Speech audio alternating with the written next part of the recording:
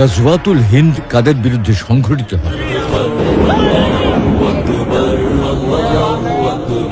এ যুদ্ধ কি অতীতে হয়ে গেছে নাকি ভবিষ্যতে সংঘটিত হবে? আসসালামু আলাইকুম ওয়া রাহমাতুল্লাহ। প্রিয় দর্শক, বর্তমান বিশ্বের মধ্যপ্রাচ্যে আজ যুদ্ধের দামামা বেজে চলেছে। একের পর এক নতুন নতুন ফ্রন্টে শুরু হচ্ছে যুদ্ধ অভিযান। এর সাথে আমাদের উপমহাদেশেও চলছে কট্টরপন্থীদের দীর্ঘ শাসন, যাদের আশ্রয়ে প্রশ্রয়ে অথবা সরাসরি তত্ত্বাবধানে চলছে বিভিন্ন মানবতা বিরোধী অপরাধ। চলছে সামাজিক, সাংস্কৃতিক, রাজনৈতিক, অর্থনৈতিক ও ধর্মীয় আগ্রাসন। চলছে জাতিগত বিদ্বেষ বা ধর্ম অবমাননার নোংরা খেলা। এই অবস্থায় অনেকের মনে প্রশ্ন দেখা দিয়েছে, রাসূল সাল্লাল্লাহু আলাইহি সাল্লাম হিন্দ অঞ্চলের বিষয়ে ঠিক কি বলেছিলেন? গাজওয়াতুল হিন্দ কি অতীতে হয়ে গেছে নাকি ভবিষ্যতে সংঘটিত হবে? তাই আজকে আমরা এই বিষয়ে সুস্পষ্ট তথ্যভিত্তিক আলোচনা করব ইনশাআল্লাহ।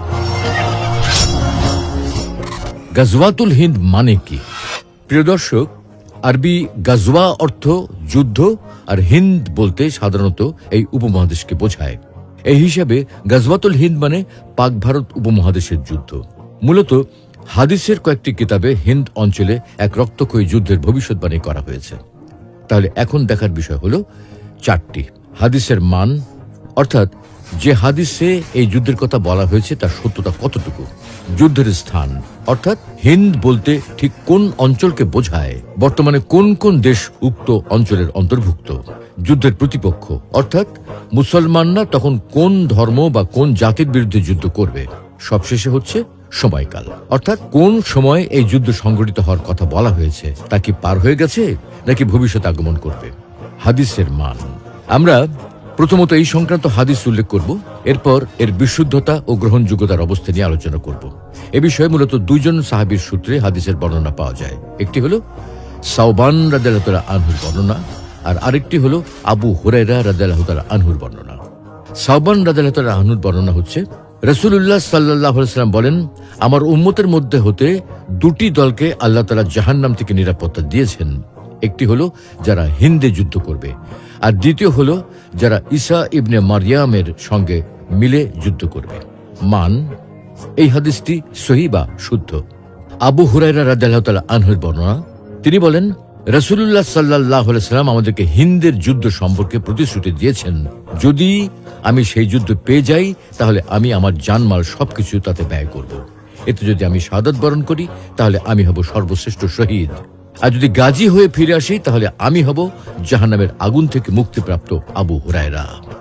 এই বর্ণনাটির সনদ জয়ীফ বা দুর্বল। সিহা সিত্তার অন্তর্ভুক্ত সুনান নাসাইতে বর্ণিত এই দুটি হাদিসই মূলত মুসনাদ আহমদ, মুস্তাদরাক হাকিম, হিলিয়াতুল আউলিয়া এবং নুয়াইম বিন হাম্মাদ সংগঠিত কিতাবুল আল ফিতান সহ আরো কিছু গ্রন্থে উল্লেখ করা হয়েছে। অবশ্য কিছু কিছু গ্রন্থে শব্দ এবং বাক্যের তারতম্য রয়েছে। যেমন নুয়াইম বিন হাম্মাদের আল ফিতানের একটা বর্ণনা রয়েছে, আবু হুরায়রা রাদিয়াল্লাহু তাআলা আনহু থেকে বর্ণিত, রাসূলুল্লাহ সাল্লাল্লাহু আলাইহি ওয়াসাল্লাম হিন্দের যুদ্ধ প্রসঙ্গে বলেছেন, অবশ্যই তোমাদের একটি দল হিন্দের সাথে যুদ্ধ করবে।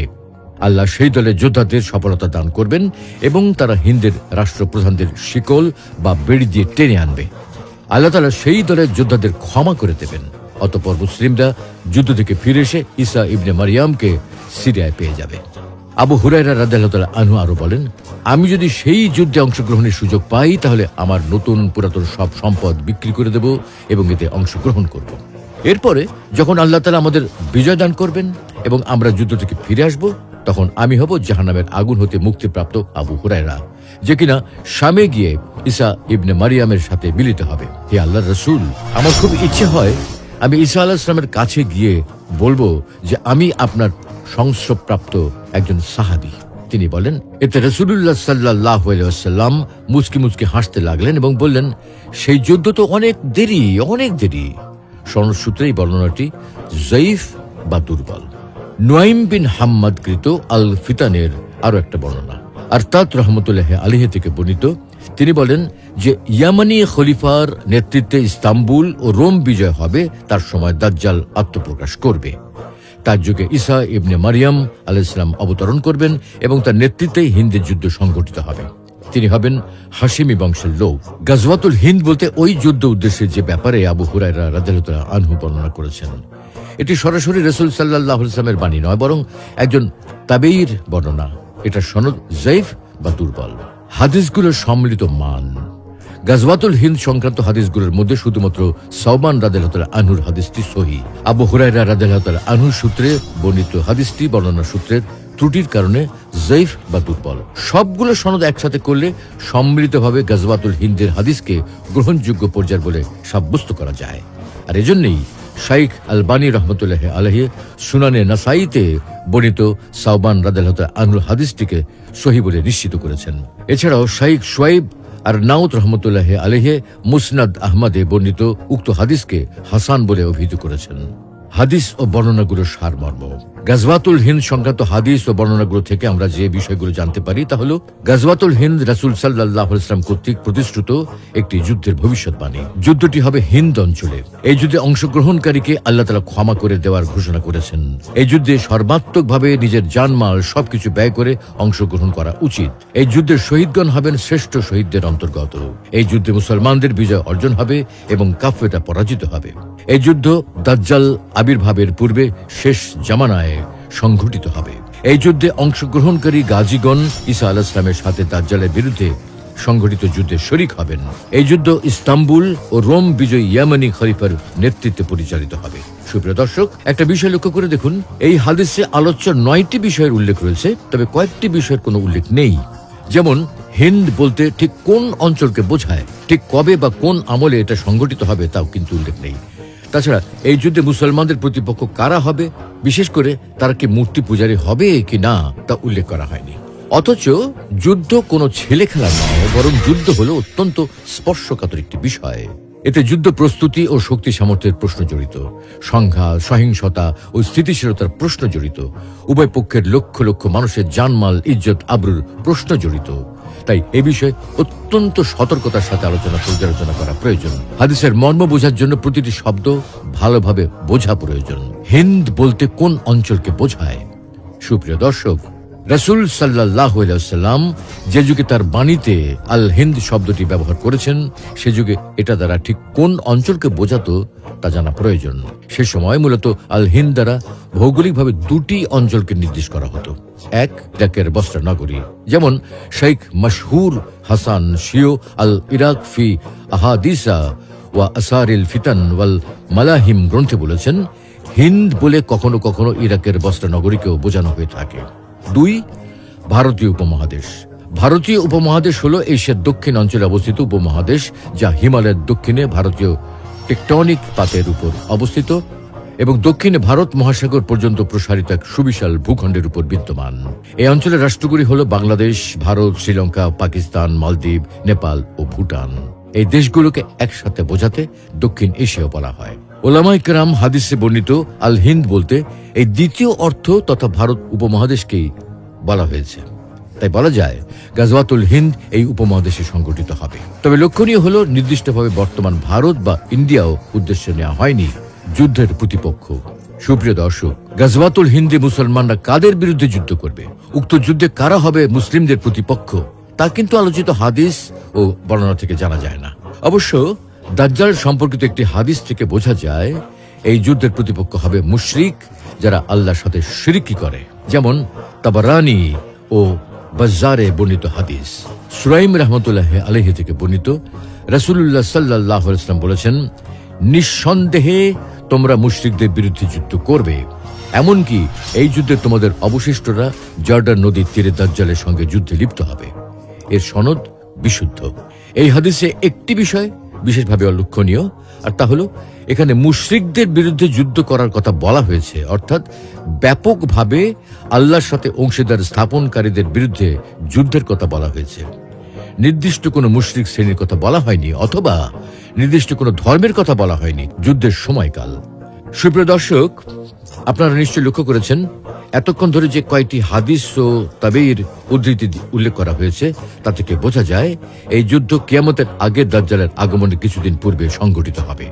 অবশ্য এই নিয়ে ওলামায়ে কেরামের মাঝে কিছুটা মতানৈক্যও পাওয়া যায়। কোন কোন আলিমের মতে এই যুদ্ধ ইতিমধ্যে হয়ে গেছে, কেননা মুসলমানগণ হিন্দুস্তানে বেশ কয়েকবার অভিযান পরিচালনা করেছেন। যেমন ওমর রাদিয়াল্লাহু তাআলা আনহুর খেলাফতকালে সর্বপ্রথম 15 হিজরিতে ওসমান বিন আবুল আসের নেতৃত্বে একটি সেনাদল প্রেরিত হয়, যারা হিন্দুস্তানের থানা অর্থাৎ বর্তমান মুম্বাই, ব্রুস তথা বর্তমান গুজরাট এবং দেবল তথা বর্তমান করাচি বন্দরে সফল অভিযান পরিচালনা করেন। তারা এই সময় স্বর্ণদ্বীপ তথা বর্তমান শ্রীলঙ্কা জয় করে। অতঃপর মুয়াবিয়া রাদিয়াল্লাহু তাআলা আনহুর খেলাফতকালে হিন্দুস্তানের বিরুদ্ধে যুদ্ধ পরিচালিত হয়। এরপরে 93 হিজরিতে খলিফা ওয়ালিদ বিন আব্দুল মালিকের আমলে মুহাম্মদ বিন কাসেম সাক্কাফির নেতৃত্বে সিন্ধু ও হিন্দুস্তান বিজিত হয়। এছাড়া আব্বাসী আমলে 5ম শতাব্দী হিজরির প্রথম দিকে গজনির সুলতান মাহমুদ হিন্দুস্তানের বিরুদ্ধে একাধিক অভিযান পরিচালনা করেন। তিনি ভারতের বিখ্যাত সোমনাথ মন্দিরে প্রবেশ করে সকল মূর্তি ভেঙে চুরমার করে দেন এবং বিজয়ী হয়ে ফিরে আসেন। কিন্তু গাজওয়াতুল হিন্দের সবগুলো হাদিস সামনে রাখতে দেখা যায় এখানে শুধুমাত্র সাওবান রাদিয়াল্লাহু আনহুর হাদিসটি কেবল সহিহ বা শুদ্ধ। তাছাড়া অন্যান্য হাদিসগুলো গভীরভাবে পর্যালোচনা করলে বোঝা যায় এই যুদ্ধ এখনো হয়নি, বরং এটা শেষ জামানায় ঈসা ইবনে মারয়াম আলাইহিস সালামের আগমনের কিছুকাল পূর্বে সংঘটিত হবে এবং এই যুদ্ধের গাজীরা শামে গিয়ে তার সাথে দাজ্জালের বিরুদ্ধে যুদ্ধ করবে। যেমন শাইখ আল্লামা হামুদ তুয়াইজিরি বলেন, নুয়াইম বিন হাম্মাদ কর্তৃক বর্ণিত আবু হুরায়রা রাদিয়াল্লাহু তাআলা আনহুর হাদিসে যে গাজওয়াতুল হিন্দের কথা এসেছে তা এখনো সংঘটিত হয়নি। এই হাদিসটি সহিহ হলে সত্যই তা ঈসা আলাইহিস সালামের অবতরণের সময়কালে সংঘটিত হবে। আল্লাহই সর্বজ্ঞাত। শাইখ সালিহ আল মুনাজ্জিদ বলেন, সাওবান ও আবু হুরায়রা রাদিয়াল্লাহু তাআলা আনহুর হাদিস সহিহ হয়ে থাকলে এর স্পষ্ট ভাষ্য থেকে এটাই প্রতীয়মান হয় যে কাঙ্ক্ষিত গাজওয়াতুল হিন্দ শেষ জামানায় ঈসা আলাইহিস সালামের অবতরণের নিকটবর্তী সময় সংঘটিত হবে। মুয়াবিয়া রাদিয়াল্লাহু তাআলা আনহুর যুগের কাছাকাছি সময় যে সকল যুদ্ধ সংঘটিত হয়েছে সেগুলো নয়। আল্লাহ রাব্বুল আলামিন আমাদের সকলকে দ্বীনের সঠিক বুঝ দান করুন, সবসময় সচেতন থাকার তৌফিক দান করুন, প্রয়োজনীয় শক্তি সামর্থ্য অর্জন করার তৌফিক দান করুন, নিজেদের স্বাধীনতা সার্বভৌমত্ব রক্ষা করার তৌফিক দান করুন। আমিন।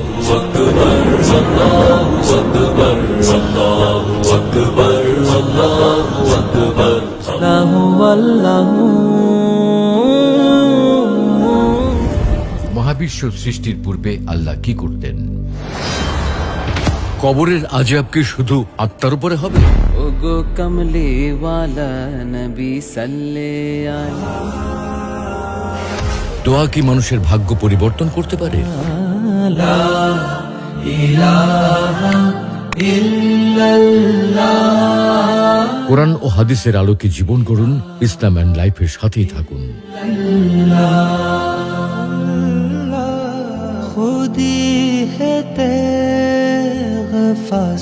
Islam and life, ultimate path of light.